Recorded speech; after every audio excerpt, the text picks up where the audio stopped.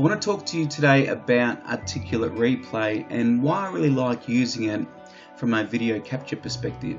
It's quite a basic video capturing tool, but it enables you to do a number of things with it. And the thing I really like about it is that you can open up multiple replay working files, so they're recordings that you've taken, and you can edit them concurrently. And then the great thing is you can then publish them concurrently as well.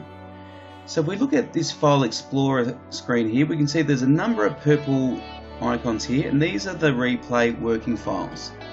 And then these other files here are MP4 files, and these are the published files which we've published from these working files. Now if I move my mouse down to the taskbar, you'll see here I've got a replay thumbnail, and it's got an orange bar under it. That means I've opened up a replay working file and it's there for me to look at. So if I hover my mouse over the thumbnail, you can see there's a number of articulate replay working files that are now open.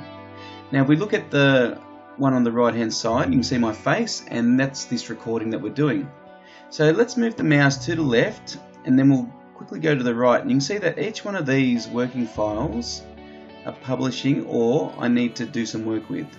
So I've opened this one up and I can now publish this. So if I click on publish, it's going to give me the opportunity to give it a name and then to be able to save it as an MP4 file. So now this is a raw file in my terminology. This is something I've captured, I haven't edited it, but I like to get a published version of the working file just so I've got a backup, if you like. So I'm going to call it audio PIP, and this is my naming convention, and raw.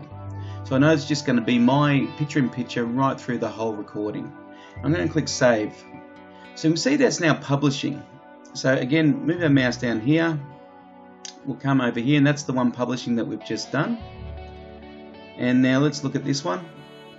Again, we'll click on publish. Now you can see that I've got a number of different segments here. This means I've actually edited this working file. So I need to now publish this as edited audio and picture-in-picture.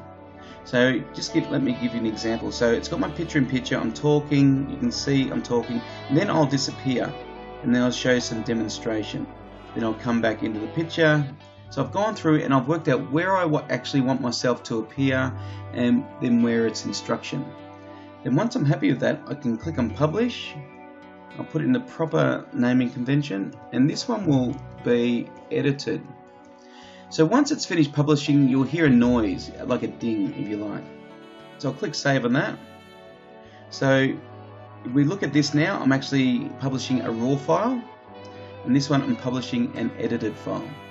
So if I move to this one, it's actually finished publishing. It's saying, okay, what would you like to do? Do you want to view the video? Do you want to close it?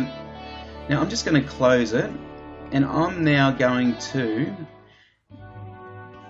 put this back to where it was. So this recording that I've published is a muted one because it's got mute for the audio. So really, if I was to play it, it would just have the screen moving, but no picture-in-picture, no audio. Now this is one that I need to edit because I've got picture-in-picture. So I need to put my face back, I need to put it back to automatic, and now I need to start editing this. So what I need to do is I need to put some headphones in, and once I do that, I can then hear what it is I'm talking about, and then I can determine where it is I want to have picture-in-picture and where I don't. So here I'm talking about public pages, and I'm giving an introduction, and I want my picture-in-picture to be the bottom right hand corner. Now I could put the picture-in-picture at the top right, for example, bottom left, top left, but I want it in the bottom right. And you'll notice that the recording playing stops while I do that. So I just proceed to go through to when I'm starting to demonstrate something. So I'm just talking. So I've started demonstrating. So let's have a look whether I want to just go to the screen or I want to have PIP, picture-in-picture.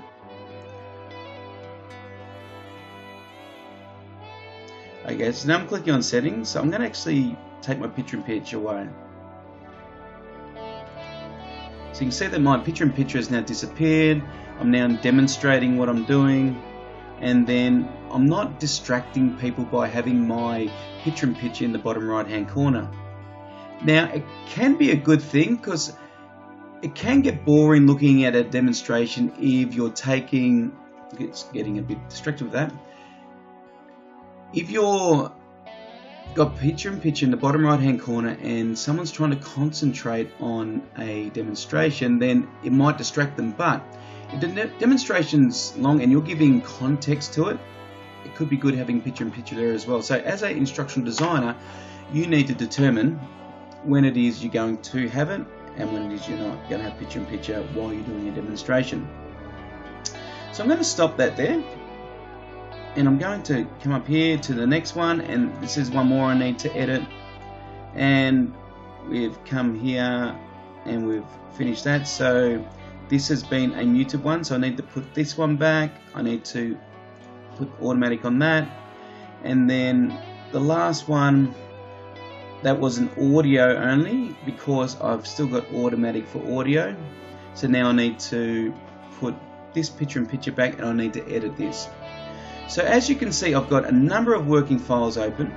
I can publish a number of files. I can go and edit each file, and then I can publish them as well. So that is a great thing about Articulate Replay. If you're willing to spend the $800 to get the license, it's actually really good. And watch some of my other videos on actually how to edit a working file, how to put text in, how to put yourself in the picture-in-picture, how to make your picture-in-picture larger, all of those things. Thanks for watching.